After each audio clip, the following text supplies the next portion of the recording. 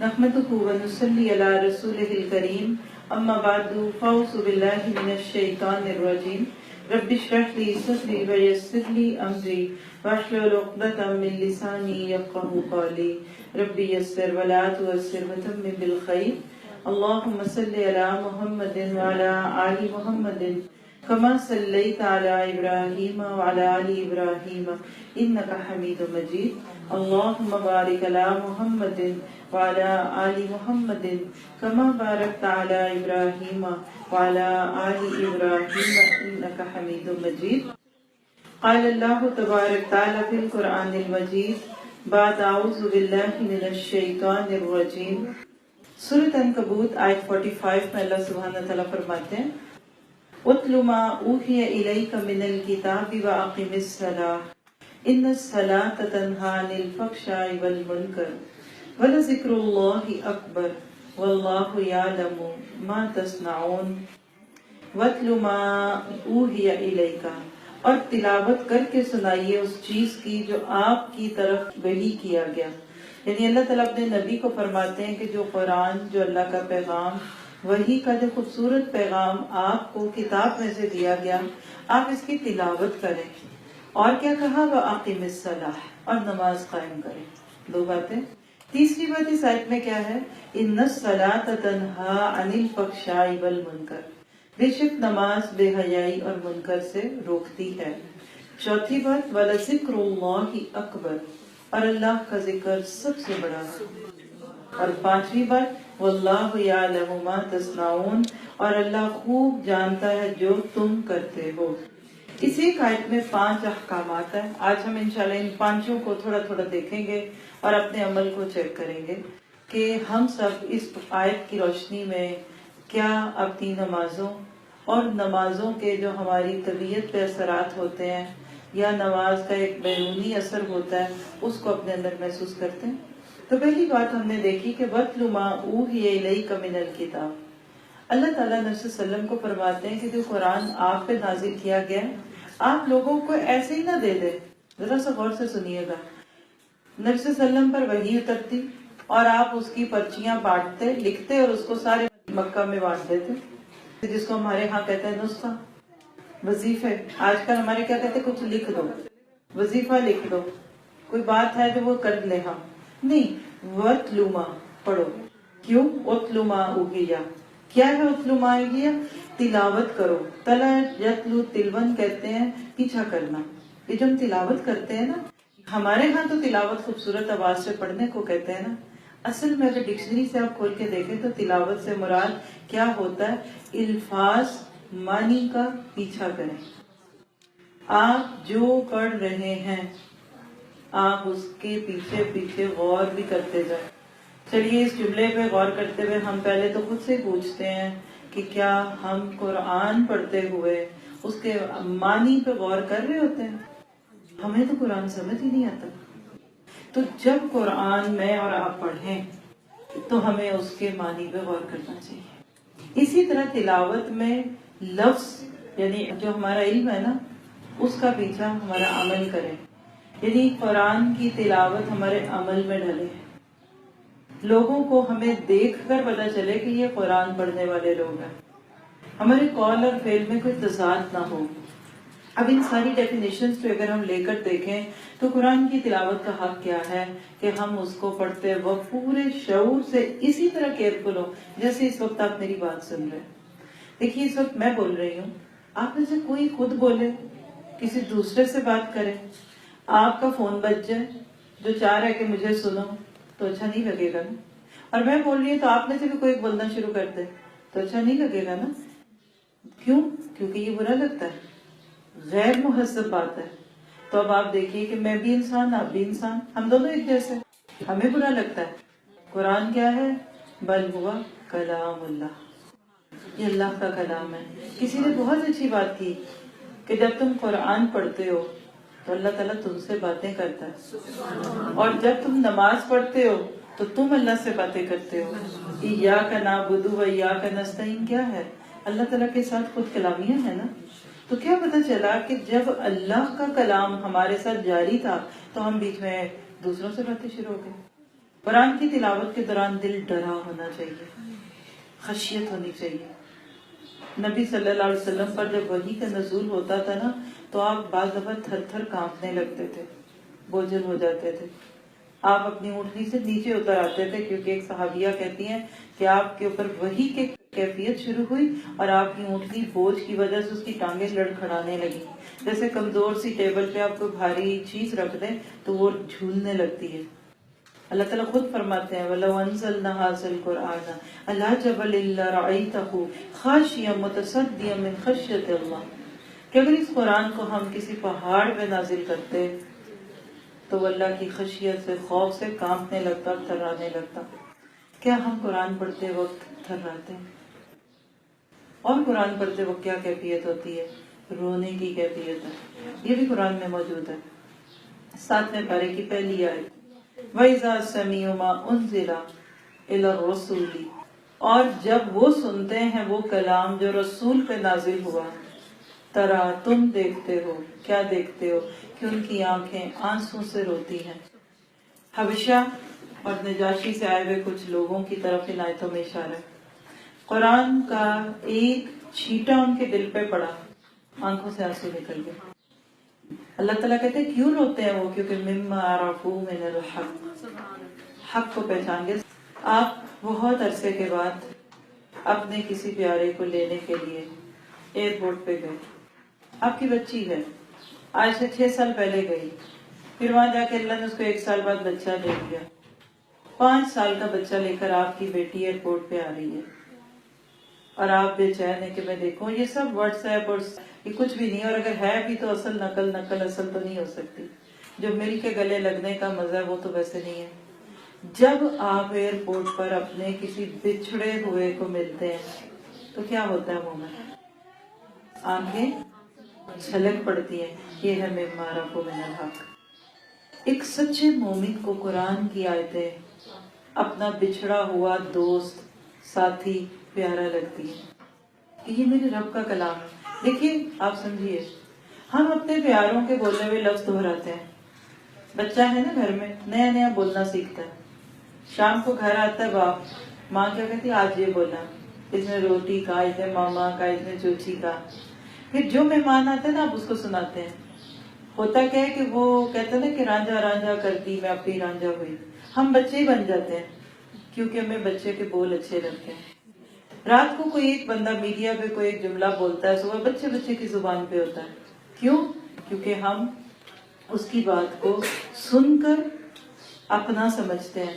کیا قرآن سنتے وقت یہ کیفیت ہوتی؟ میں سچ کہوں، مجھے 100 باتیں بھی لوگ سنائیں گے نا اپنے مسائل کی صورت میں، ان میں سے 100 میں سے 101 کا جواب یہ ہے کہ اتل ما اوحی الیک من الکتاب۔ جو حکم کل نبی کو تھا نا آج امت کو ہے، اور آج ہماری امت جس گرداب میں پھنسی ہوئی ہے نا، یہ کس فعل کی سزا ہے کہ ہم نے قرآن کی وحی کی تلاوت چھوڑ دی۔ ہم پڑھتے ہیں، تجوید بھی کرتے ہیں، ہم صبح اٹھ کے سپارہ بھی پڑھ لیتے ہیں، ہم 1-2 رکوع بھی پڑھتے ہیں، پر جب پڑھتے ہیں تو گنگا بہرا پڑھتے ہیں۔ میں آپ کے سامنے نارویجین میں باتیں کرنے لگ جاؤں، آپ میں سے کوئی بھی 10 منٹ سے زیادہ نہیں بیٹھے گا، اٹھ کے چلے جائیں گے۔ مروت میں بیٹھ بھی جائیں لیکن آپ کو فائدہ نہیں ہوگا، آپ کا دل نہیں لگے گا، کیونکہ آپ کو میری زبان نہیں سمجھ آتی۔ تو ساتھیوں، اس بات کو ہلکا نہ جانیے گا۔ ہاں یہ تو سارے درس دینے والے کہتے ہیں، ہاں یہ تو سارے مولوی صاحب کہتے ہیں، نہیں، آج یہاں، آج کی ڈیٹ دیکھیے، اس کو اپنے لیے دلیل بنا لیں، یہ ڈیٹ لکھ لیں، یہ ہے وہ تاریخ جس دن میں نے یہ طلب محسوس کی کہ میں نے اس قرآن کے لفظوں کو سینے میں ڈالنا۔ کیا یہ ناممکن ہے؟ کیا یہ مشکل ہے؟ کیا یہ نہ ہونے والی چیز ہے؟ اگر یہاں بیٹھے بیٹھے میں آپ سب کو مصحف پکڑا دوں، آپ کے فون میں بھی ہوں گے، میں نے بھی اپنے سامنے ساتھی آیتیں کھولی ہیں، اور میں آپ سے کہوں کہ چلیے آئیے ذرا اس کو اردو میں پڑھتے ہیں۔ دیکھیے، جب تک مالک کی بات ڈائریکٹ اس کی زبان میں نہیں سمجھیں گے، تعلق نہیں ملے گا۔ شوہر بیوی کے بیچ میں انٹرپریٹر آ جائے تو محبت ہوگی؟ میں آپ کو بتاؤں، میری غلط فہمیاں ہوں گی۔ ساس بہو کی باتیں، کوئی تیسری عورت بیچ میں آ کے ایک دوسرے کو کہ ساس نے یہ کہا، بہو نے یہ جواب دیا، آگے یہ کہا، وہ ٹون ہی بدلی ہوگی، ہو سکتا ہے کہا کچھ اور پہنچا کچھ۔ یہ جو میں اور آپ ترجمے والا قرآن پڑھتے ہیں نا، یہ صرف اور صرف ہم وقت گزاری کرتے ہیں، میسیجز پاس ہوتے ہیں. اصل قرآن کیا ہے جس کی آج امت کو ضرورت ہے؟ نمازیں پڑھنے والے بھی بہت ہیں، روزے رکھنے والے بھی بہت ہیں، عمرے کرنے والے بھی بہت ہیں، بٹ اجتماعی مرض میں نے 200 300 لوگوں کے مجموع میں پوچھا جو آج آپ کے سامنے ایکٹیویٹی کرنا چاہتی ہوں، کہیں سے قرآن کھول لیں اور چلیں باری باری اس کو پڑھتے ہیں. کس کو سمجھ آتا ہے؟ کتنوں کو سمجھ آتا ہے؟ بغیر ترجمے والے قرآن کی بات کر رہی ہوں میں. اردو ترجمے سے اگر ہم دیکھ کے پڑھ بھی لیتے ہیں تو وہ دل دماغ تو کہیں اور ہی ہوتا ہے اس وقت. اور کبھی ڈکشنریاں کھول کے بھی باتیں ہوئی ہیں. ماں بیٹی بیٹھ جائیں اور ڈکشنری کھول کے آپ ایک دوسرے سے انگلش میں باتیں شروع کر دیں کہ چلو دس کا مطلب بھی دیکھ لیں گے، دیٹ کا بھی دیکھ لیں گے، واس کا بھی دیکھ لیں گے، اس کا بھی دیکھ لیں گے. کتنی کو دیر وہ کنورسیشن چلے گی. ہمارا دل قرآن میں کیوں نہیں لگتا؟ اس طلب کو آج محسوس کرائیں، خود کو کہ. اور میں بہت برملا، مجھے آپ علماء کے گروہ میں بھی لے جائیں نا کرتے جہاں سب شہر کے مفتی ہوں، پھر بھی میں برملا یہی بات کروں گی کہ میرے خیال میں سب سے بڑا عالم کون ہے جس کو اللہ کہتے ہیں انما یخشی اللہ ومن عبادہ العلماء. سورہ فاتر میں آتا ہے اللہ سے ڈرنے والے وہ ہیں جو خشیت رکھتے ہیں. سب سے بڑا عالم وہ ہے جو قرآن کو اپنی زبان میں سمجھتا ہے. آج لوگ قاری بنتے ہیں، الحمدللہ حافظ بنتے ہیں، آج لوگ جمعے کے خطبے بھی دیتے ہیں، مدرسین بن جاتے ہیں، مفتی بھی ہیں، قرآن کا لفظی ترجمہ نہیں آتا. وجہ کیا ہے؟ محنت نہیں ہوئی. اور یقین کریں آپ اور میں اپنے اوپر لے کر کے، یہ اتنا آسان اور اتنا ایک دنیا سے دوسری دنیا میں لے جانے والا ایکسپیرینس ہے کہ جب آپ پڑھتے ہیں ذالک یہ الکتاب کتاب ہے، ذالک یہ الکتاب لا نہیں ریب شک ذالک یہ الکتاب کتاب ہے لا نہیں ریب شک لا نہیں ریب شک ذالک الکتاب یہ وہ کتاب ہے لا ریب نہیں ہے کوئی شک فیہ اس میں ہدن ہدایت لی واسطے المتقین متقیوں. ایسے یاد کرتے ہیں. آپ مجھے کہیں تو میں 1 گھنٹے کے درس کی بجائے آپ کو 2-3 آیتیں یاد کرا دوں ترجمے کی، تو شاید آپ اس کی لذت کو محسوس کریں.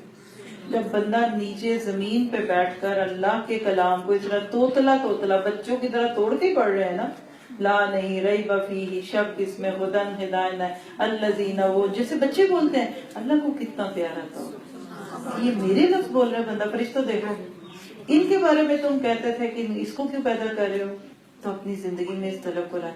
غم ہے نا، آپ کو کوئی دکھ ہے، اللہ نہ کرے ہوتے ہیں، جس وقت دکھی ہے دل، قرآن پکڑے اور ایک لفظ بچوں کی طرح پڑھنا شروع ہوتے ہیں. توجہ اس میں چلی جائے گی، کم یاد ہی نہیں رہے گا. گھٹنوں میں درد ہے، سر میں درد ہے، ٹانگوں میں درد ہے، کوئی بیماری ہے، کہیں سے قرآن کھولیں اس کا ترجمہ یاد کرنا شروع کرتے ہیں. یقین کریں ہماری یہ بھولی بھالی حرکتیں اس اللہ کو اتنی پیاری لگتی ہیں کہ میں اکثر یہ بات کہتی ہوں کسی کے بس میں نہیں ہے یہ ترجمہ یاد کرنا، یہ صرف اللہ کا احسان ہے. جب وہ اپنے بندے کی کوشش اور طلب دیکھتا ہے نا، آسان کر دیتا ہے. وَلَقَدْ يَسَّرْنَا الْقُرْآنَ لِلذِّكْرِ فَهَلْ مِن مُدَّكِرٍ. اللہ آسان کرتا ہے. مجھے نہیں یاد میں نے کب بیٹھ کے ایک لفظ یاد کیا ترجمے کا. اور جب پڑھا تھا گرامر بھی نہیں آتی تھی، علی باللہ نہیں آتا تھا، واللہ سادہ سا ترجمے والا قرآن پڑھا تھا پہلی دفعہ. اور مجھے نہیں یاد کہ میں نے کبھی بیٹھ کے اس طرح یعنی ایک لفظ کو پرویا ہو. یہ اللہ کا انعام ہے کہ اللہ خود یاد کروا دیتا. طلب تڑپ اور کوشش اور روئیں اللہ میں نے سیکھ لیا. جس چیز سے تبدیلی کی طرف رخ موڑا تھا وہ یہ تھا کہ آخر اس قرآن میں ہے کیا. دیکھیں نا، آپ اردو ڈائجسٹ پکڑتے ہیں، آپ کو پتا ہوتا ہے اس میں کچھ چیزیں کس ٹائپ کی ہوں گی، کون سی کیسی ہوں گی. آپ اخباریں جہاں پکڑتے ہیں آپ کو یہ بھی پتا ہوتا ہے. آپ کو فلمی صفحہ پکڑ لیتے ہیں خدا نہ خواستہ تو اس میں بھی آپ کو پتا ہے نا. سائنس کی بک ہے تو بچے کو پتا ہے اس میں سائنس کی باتیں ہیں. میتھ کی بک ہے تو اس میں میتھ ہے. جو چیز میرے دماغ میں ہتھوڑے کی طرح برستی تھی وہ کیا، کس چیز نے مجھے اس قرآن کے قریب کیا، وہ یہ تھا سسپینس، تجسس. اس قرآن میں کیا ہے؟ فلمیں ہیں، گانے ہیں، کہانیاں ہیں، سٹوریز ہیں. کبھی سوچا ہی نہیں تھا کہ اس میں تو خزانے بھرے ہیں. یہ تو وہ خزانہ ہے، یہ تو سمندر ہے. میں ایسے اسٹوڈنٹس کے کوٹس سنتی ہوں اور کوٹ بھی کرتی ہوں آگے کہ وہ کہتی ہیں کہ یہ تو سمندر ہے جو میں نے پینا ہے. اور جس کے سینے میں 2-4 پاروں کا ترجمہ آ جاتا ہے نا، اس کا سینہ اس سمندر میں جتنا کھلا ہو جاتا ہے. تو محنت کریں تو اس پہ کریں. آپ کا میرا فرض ہے کہ 15 سال کا ہونے تک، یہ میں نے ایک سٹینڈرڈ میں رکھا ہوا ہے بچوں کی تربیت کے ناطے سے، 15 سال کا آپ کا بیٹا یا 15 سال کی آپ کی بیٹی، یہ ڈیڈ لائن ہے کہ آپ اس کو قرآن کا لفظی ترجمہ سکھا چکی ہیں. اور کس نے سکھانا ہے؟ آپ نے سکھانا ہے. کیسے سکھانا ہے؟ 7 سال کی عمر میں شروع کرتے ہیں. 8 سال بہت ہے انشاءاللہ. جب نماز شروع کرائے نا، سورۃ فاتحہ بیٹھ کے بچاؤ سناؤ، اس کی باتیں، اس کی کہانیاں، تھوڑی تھوڑی باتیں، روز کا ایک رکوع، 500 کچھ رکوع ہے. اتنے ہی دن چاہیے آپ کو اپنے بچے کے ساتھ. ہے ضرورت کہ پورے تسلسل کے ساتھ. پھر ماں کو بھی فوکس ہونا پڑے گا. پھر شادیوں کے ہنگامے میں مہمانداریاں اور دعوتیں اور کھانے اور سیر سپاٹے یہ نہیں ہوں گے. بچے کو پتا ہے کہ یہ میرا سلیبس اتنے سال کا، میں نے اس کو پورا کرنا ہے. چھوٹی چھوٹی باتوں میں اس کو قرآن سے گزار دیں. آپ یقین کریں، اس کے بعد دنیا کے کسی بازار میں اس کو چھوڑ دیں. حضرت عمر کہا کرتے تھے کہ اپنی اولاد کو قرآن سکھا دو، قرآن ان کو سب کچھ سکھا دے گا. یہ جو آج ہمارے قد سے اوپر جب بچوں کا قد جاتا ہے نا، تو ہماری پریشانیاں بھی 4 گنا بڑھنے لگتی ہیں. چھوٹے تھے تو کچھ سنتے تھے، اب تو ہاتھوں میں ہی نہیں آتے. ہر دوسری تیسری ماں یہ کیوں کہتی ہے آج کہ بچے نہیں سنتے؟ بچے بچے بھی آپ سے بڑے، کم از کم بھی تو 18-20 سال آپ اپنے پہلے بچے سے بڑی ہیں نا، کیونکہ عموماً شادی اسی عمر میں ہوتی ہے. کیا 20 سال بعد پیدا ہونے والا بیٹا یا بیٹی آپ کو بے بس کر گیا؟ وجہ کیا؟ اس قرآن سے دوری. ہم نے اس کی زبر زیر بھی پڑھی، ہم نے ناظرہ بھی پڑھا، مولوی صاحب سے جا کے پڑھا لیا، خالہ جی کے پاس جا کے بھی قرآن پڑھ لیا. اب الحمدللہ شعور آ رہا ہے تو ہم تجوید کے رولز پہ بھی کوشش کرتے ہیں، اسکائپ کے تھرو بھی بچوں کو پڑھاتے ہیں. لیکن جس چیز کی ضرورت ہے وہ کیا ہے؟ اتلو ما اوحی، تلاوت. اور تلاوت میں معنی آتے ہی آتے ہیں. تو مجھے لگتا ہے کہ اتنی باتیں سن کر دل میں خواہش تو ضرور ہی آ رہی ہوگی سب کے کہ ہم نے سیکھنا ہے. کوشش کریں. آپ مت جائیں ڈیٹیلز میں، صرف لفظی ترجمہ یاد کر لیں. آپ یقین کریں یہ ایک ایسا خوبصورت ایکسپیرینس ہوگا کہ جس کا آپ اندازہ یہاں بیٹھ کے میری بات پہ نہیں کریں گی. یہ جب ہوگا جب آپ خود کریں گے انشاءاللہ تعالی. چلیے اگلے حصے پہ چلتے ہیں. تلاوت کے بعد دوسری چیز، واقعی الصلاۃ، نماز قائم کرو. یہ کیا مشکل ہے کہ ہم پہ دن میں 5 دفعہ کی نماز فرض کر دی گئی. کیا اللہ نے ہم پہ بوجھ ڈال دیا؟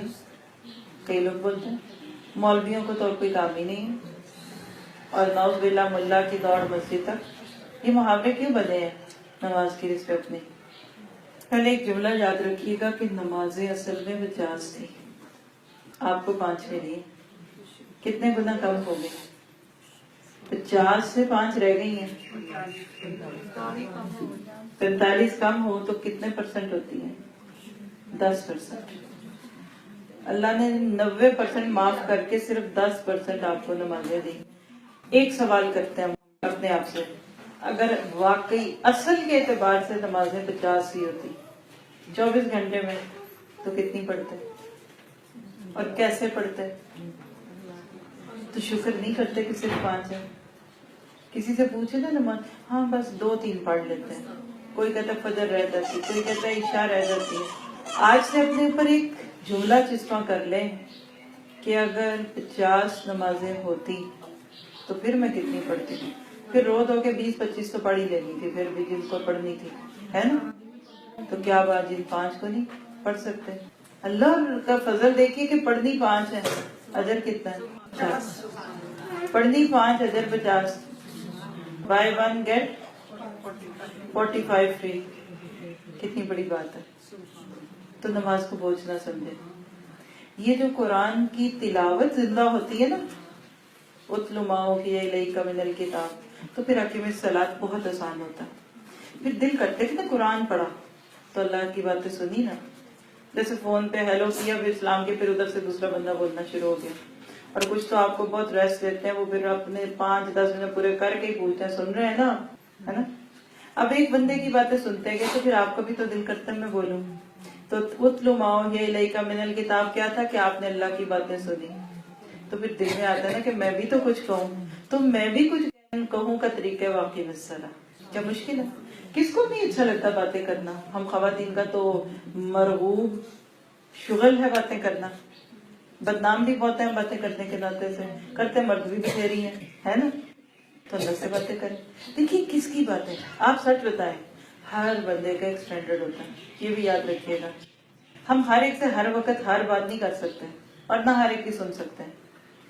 آپ اپنے سٹینڈرڈ سے اوپر والوں کی بات کو اپنے لیے آنر سمجھتے ہیں۔ مثلاً وزیر آپ سے بات کریں، مشیر آپ سے بات کریں، چلیں وزیر مشیر کو پتہ نہیں آپ لوگ کیا سمجھتے ہیں یہاں۔ دیکھیے صدر اوباما کو مثال بنا لیتے ہیں، اس کا نام آسان ہے اس لیے لے رہی ہیں۔ آپ کو ایک میسج آتا ہے کہ صدر صاحب آپ سے بات کرنا چاہتے ہیں، کیا کریں گے آپ؟ اور آواز دے دیں صدر صاحب، میسج آ جائے، انویٹیشن لیٹر آ جائے آپ کو امریکن ایمبیسی سے کہ اوباما صاحب نے آپ کو کال کیا ہے، کیا کریں گے؟ پاؤں زمین پہ رکھیں گے کہ سر پہ؟ اور لوگوں کو کیا دکھائیں گے؟ اور ٹکٹ بھی بھیجا، آ جاؤ وائٹ ہاؤس کے باہر، کتنی خوشی ہوگی، 4 لوگوں کو بتائیں گے۔ اور مالک کیا کہتا ہے؟ حی علی الصلاح حی علی الفلاح، نماز کی طرف آؤ، کامیابی کی طرف آؤ۔ کیا اوباما بڑا کہ اللہ بڑا؟ ساری دنیا کے اوباما مل جائیں تو اللہ کا مقابلہ نہیں ہو سکتا۔ کیا ہم اللہ سبحانہ وتعالیٰ کی پکار پہ اس طرح محسوس بھی کرتے ہیں؟ ہم کہتے ہیں اللہ معاف کر، کیا ہم کہتے ہیں اللہ تعالیٰ تو معاف کر؟ نعوذ باللہ جیسے یہ کسی گداگر کی آواز ہے کہ بابا جا معاف کر۔ تو اللہ سے باتیں کرنے کو اپنی زندگی میں شعار بنائیں۔ چلیں دل کی باتیں کرتے ہیں۔ کس کس کو نماز پڑھنا مشکل لگتا ہے؟ سچ بولیے گا۔ کسی کو نہیں مشکل لگتا تو پھر میں اس پہ بات نہیں کروں گی، آگے چلتے ہیں۔ لیکن ایک جملہ بول دوں کہ مشکل صرف اس کو لگتا ہے جس کو نماز کی روح نہیں پتا۔ اللہ سے دوستی ہوگی نا تو نماز آسان ہوگی۔ سب سے پسندیدہ کام ہے اپنی پیاری دوست سے باتیں کرنا، بیسٹ فرینڈ، فاسٹ فرینڈ، جس سے دل بھی ملا ہو۔ اللہ سے محبت کا عملی اظہار اقیم الصلاۃ، اور نماز صرف پڑھنی نہیں قائم کرنی، اس کا طریقہ اب آگے دیکھیے گا۔ آپ کہتے ہیں یہ 5 وقت کی ایکسرسائز ہے۔ آپ دیکھیں کوئی نان مسلم ہے، آپ کو نماز پڑھتے دیکھے اور اس کو نہیں پتا کہ یہ اسلام کا ریچول ہے کہ نہیں ہے، دور کھڑا آپ کو دیکھ رہا ہے، اور پھر پوچھے کوئی کیا کرے، کہ آپ کو ایکسرسائز کر رہے تھے، پہلے آپ کھڑے تھے، پھر آپ نے ہاتھ اٹھائے، پھر آپ تھوڑے سے جھکے، پھر آپ تھوڑے سے اور جھکے، اور پھر دس اینڈ دیٹ۔ نہیں مانیں گے نا، وہ سمجھے کہ ایکسرسائز ہے۔ اور آپ میں بتائیے کہ جب صرف ظاہری نماز پڑھتے ہیں تو کیا وہ ایکسرسائز نہیں بن جاتی؟ اور نماز بندے کی عاجزی کی انتہا ہے۔ آپ نماز کے ایک ایک ایکشن پہ کبھی غور کر کے دیکھیں، سب کچھ چھوڑ کے جائے نماز پہ آگے، اور اللہ اکبر کہہ کے ہاتھ اٹھا لیے، ساری دنیا پیچھے، اللہ آگے، پھر سینے پہ ہاتھ باندھ کے کھڑے ہو گئے کہ وہی بات ہے کہ تیرے در پہ سوالی بن کے آگے، مجرم تیرے کٹہرے میں کھڑا ہوں۔ پھر آنکھیں جھکی ہوئی، آنکھیں آنسو بہیں، اور انسان پڑھتا ہے کہ الحمدللہ رب العالمین الرحمن الرحیم مالک یوم الدین ایاک نعبد و ایاک نستعین اہدنا الصراط المستقیم۔ صرف سورۃ فاتحہ زندہ ہو جائے نا ہماری تو نمازیں زندہ ہو جائیں۔ صرف سورۃ فاتحہ کی تفسیر سن لیں، اللہ سے باتیں، گفتگو، ایک جملہ آپ بولیں دوسرا میں بولتی ہوں، یہ کیفیت ہے سورۃ فاتحہ کی۔ جب دن میں 17 بار اللہ سے یہ گفت و شنید ہو چکی ہوتی ہے نا کہ قسمت الصلاۃ بینی و بین عبدی، میں نے نماز کو اپنے اور بندے کے بیچ میں بانٹ دیا، تو بھی شرم آتی ہے نماز کے بعد نافرمانی کرتے ہوئے۔ اکثر لوگ جائے نماز طے کر کے کہتے ہیں چلو شکر ہے کام پورا ہوا، حالانکہ نماز میں تو ایک ایگریمنٹ کر کے آئے ہیں اللہ تعالیٰ سے، اہدنا الصراط المستقیم کا، اور ایاک نعبد و ایاک نستعین کا، اور جائے نماز طے کرتے کہتے ہیں لاؤ اب چلو کھولو کیا دیکھنا تھا اور کیا سننا تھا۔